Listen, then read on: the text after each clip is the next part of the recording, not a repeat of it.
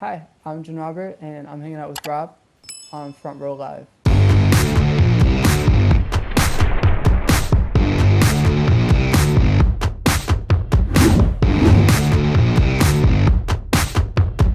Let's jump on in and talk about this your latest single, Healthy Baby Boy, just because not only is it like another great track that you've released, but just your voice just surprised me every single time. Like, I don't know how you are able to hit those ranges, but I also don't know how you're able to control those ranges. Talk to me a little bit about this song and just basically the creative process of it. Yeah, the creative process. Well, when I wrote the tune, I was living in the Nice Life building. Sorry, we got things going on here, but I'm in Boyle Heights now. But originally, I moved into Silver Lake, um, and yeah, I was living in a recording studio, and I was all by my lonesome. And then I just I'm an insomniac, and then I stumbled upon this chord progression, and it was what was it? It was D A D F sharp C sharp F sharp, and then I was fiddling around in there, and then I laid it down, added the vocals, and wrote over top of it, and then started on production, and so I was banging on literally a table just like this, just like the classic like yard sale table, and then that grounded the percussive section for the bridge. And then, yeah, I was listening to a lot of Florist and Sufjan Stevens, and I love their style of writing, which is very stream of consciousness. And yeah, all those influences that time in my life, and then all the equipment I had with me, kind of birthed Healthy Baby Boy. And the fact that you have so many influences coming together to make your music, like, what was that discovery process to figure out who you are as an artist and what your sound is? That never stops, and I hope it never does stop. It's just ever evolving. What really inspires other artists is like, o- other artists. Just original sounds. And Sufjan Stevens hit me in a life, in a time in my life that was very like felt very pivotal. It felt very pivotal, and also it was just kind of like coming of age and felt like a turning point. And so you either like gravitate towards Sufjan Stevens or like Mac DeMarco type. They just very much like a guiding hand. Um, but yeah, dude, the range of influences just never stops. I remember for one time I had to do a cover of Fiona Apple for the Grammys, and I didn't really realize how important that performance was. And they're like, "Yo, what are all your influences?" And I just got to put like Doja Cat in there, and I sound nothing like Doja Cat. But it's just like, yeah, Jim Robert's like heavily influenced by Doja Cat. But yeah, man, nah. New artists and new and old artists, like there's some really great stuff like in the record crates that are just waiting to be discovered.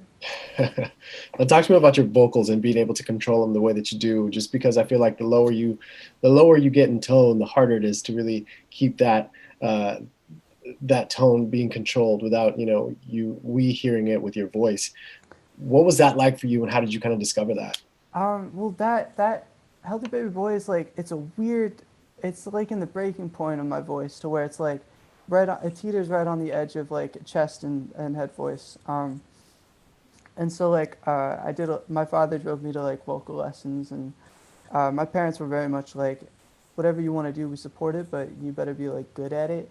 Um, and so yeah, it was a lot of I've always just been experimenting with my voice. So you hear like oh, I remember I got really into 21 Pilots, and his voice was very elastic, and so I loved the way he growled and screamed. And then I also loved Jeff Buckley is a huge influence because his vocal elasticity is insane. And then to top it all off, I was really into what's another? Oh, and then you have something like the tune like Redbone, where he really fucks up with his voice and goes daylight. It's very like nasally and very you just hear the rubbing of the vocal cords. But yeah, just messing with your voice. It's yours, and no one else has it, and it can do a lot more than just. It's not a one-trick pony. But for this tune in particular, Sufjan Stevens, I love Carrying Lowell and a bunch of his other projects. Um, And for carrying Lowell, he panned his voice, so he doubled his vocals, and then he panned one to the left, one to the right, Mm. and so it feels very. It feels like he's telling you his journal in secret, like the entire time you're listening to Carry Lowell, and that's what I wanted to do for this tune. And then I don't know who would care to know this, but throughout the entire track, I panned the vocals, and then for the very last verse, it harkens back to everything I just talked about, and it kind of wraps it up in a nice optimistic bow.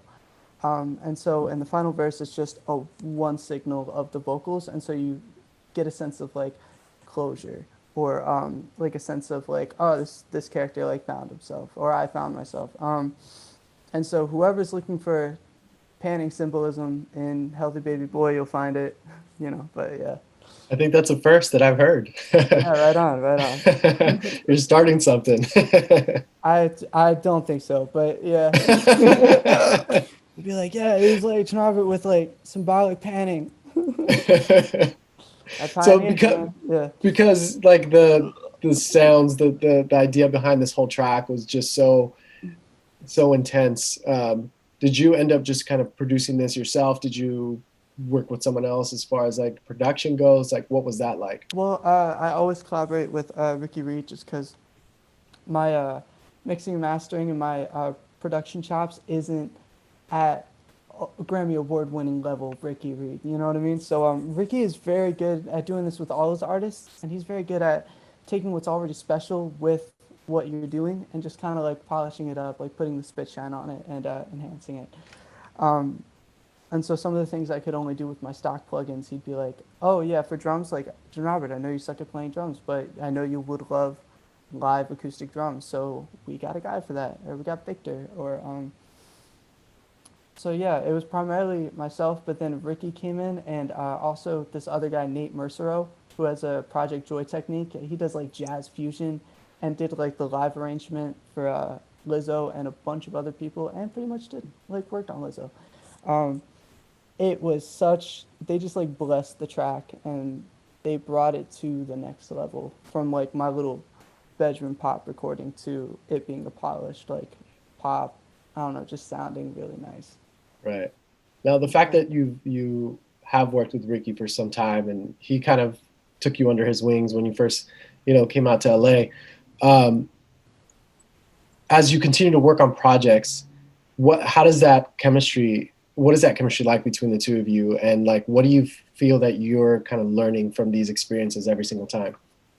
Well, we've talked beforehand, and you know Ricky very well. He damn well was in Wallpaper and Facing New York, right? So he understands what it means to be an artist. So he was an artist first before like really firmly wearing the producer hat. Um, yeah, our chemistry definitely with has changed, but what I learned from Ricky is he never stops. Uh, he never stops learning. Like music's not something you just pick it up and then you just run with it. It's an ever evolving thing, and there's constantly new technology and new obscure toys to mess with, so you get purely authentic sounds. Because I remember one time for I think it was like The Weeknd, SZA, it was like and Travis Scott when they did that tune together for Game of Thrones. He was doing some like, pardon my French, but some like shit where he did like he rewinded this tape recorder and went and then he ran it through a bunch of pedals and he made it one sound, and I was like, cool, I guess. And he's like, you just wait. And that's so there's that. And then the other biggest thing about Ricky, two more things is Ricky's really good at puzzling things together.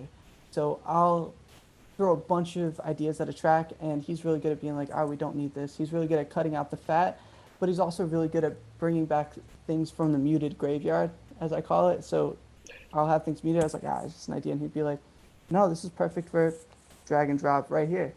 And this is where it makes sense. So there's that. And then lastly, yeah, he's good at enhancing what's already special and what's already there. He doesn't cloud it with production hacks, you know.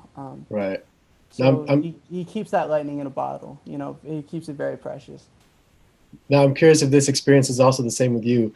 A couple years ago, I got to talk to Meghan Trainor, and we were talking about Ricky Reed. And one of the main things that she said was that you could tell Ricky Reed anything crazy, and he'll know exactly how to play it. or what instrument to use. Is that the same thing with you? And That's like, what kind of song did you work with him that he did something like that? that's a really good question. Yeah, he yeah, she definitely hit the nail on the head. It's Ricky's been in the game for a minute, you know. He knows everything there is to know about anything, you know. So yeah, I definitely encourage kids to like, if you're a singer-songwriter, please get into production so you have the vocabulary, so that Ricky and I, when we talk, I could be like, yeah, I think you should add like this reverb on this specific box or whatever. Um, and then I'll like, the biggest thing is I'll make an attempt at what I'm trying to do, right? And then I put it into words, and Ricky's like, "Ah, I see where you're going with this. I have the equipment, and also I have the know-how." So I think for me, the biggest thing was, oh, drums. I had a song called Pelican, and I just didn't add drums.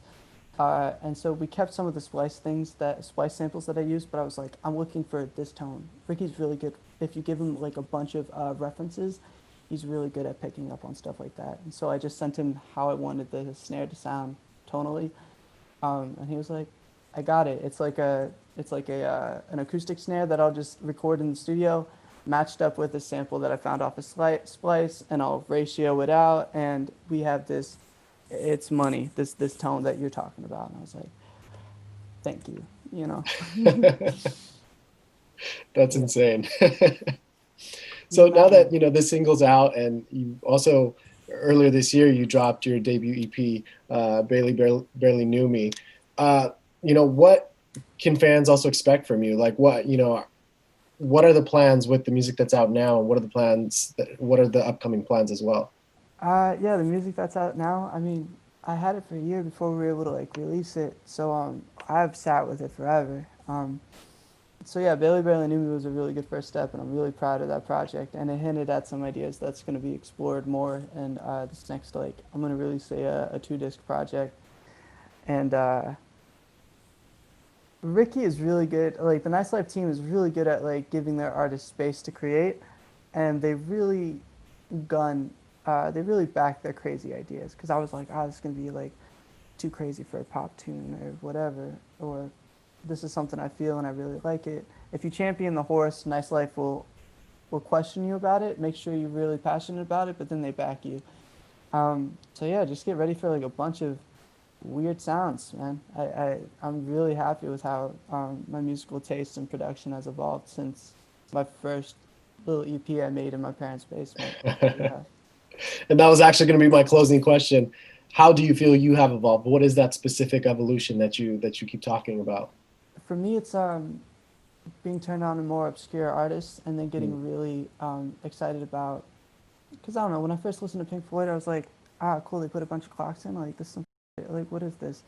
And then you start to understand with time and some other things. You're like, oh, Hendrix is like pure expression, and Pink Floyd is onto some stuff, and yeah, your tastes just evolve. And then same thing with your production, it just gets a little bit more intricate or exciting, or you're really tuned into, if you're gonna have like 4 instruments on the track, that each instrument has like that TLC, just that tender love and care.